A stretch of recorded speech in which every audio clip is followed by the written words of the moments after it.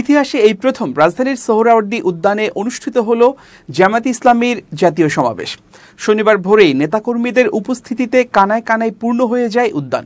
সকাল 10টায় সমাবেশ স্থলে সাংস্কৃতিক পরিবেশনা শুরু হয়। দুপুর 12টা থেকে সোহরাওয়ার্দী উদ্যানের চারপাশের সড়ক থেকে খণ্ড খণ্ড মিছিল আসতে দেখা যায়।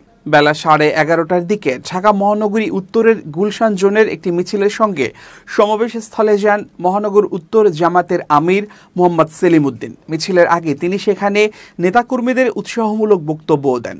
একইভাবে ঢাকা মহানগরীর বিভিন্ন এলাকা থেকে খণ্ড খণ্ড মিছিল নিয়ে নেতাকর্মীরা সমাবেশ স্থলে যোগ দেয়। জাতীয় প্রেসক্লাবের সামনের সড়ক দিয়েও একের পর এক মিছিল যেতে দেখা যায়। যদিও এসব নেতাকর্মী সোহরাওয়ার্দী উদ্যানে ঢোকার সুযোগ পায়নি, কারণ সেখানে আগেই স্থান পরিপূর্ণ হয়ে যায়।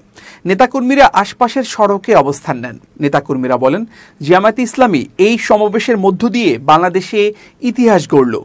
মহাসমাবেশে জামায়াতের আমির ডাক্তার শফিকুর রহমান সহ বিভিন্ন রাজনৈতিক দলের নেতারা বক্তব্য দেন। জামায়াতের 7 দফা দাবি হল: 1. 2024 সালের 5 আগস্ট ও অন্যান্য সময়ে সংঘটিত সকল গণহত্যার বিচার।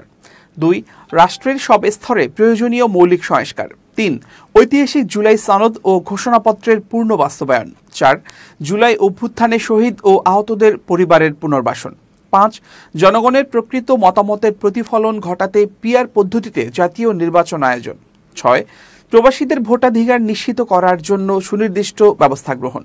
7. রাজনৈতিক দল ও প্রার্থীদের জন্য সমান সুযোগ ও লেভেল প্লেইং ফিল্ড নিশ্চিতকরণ।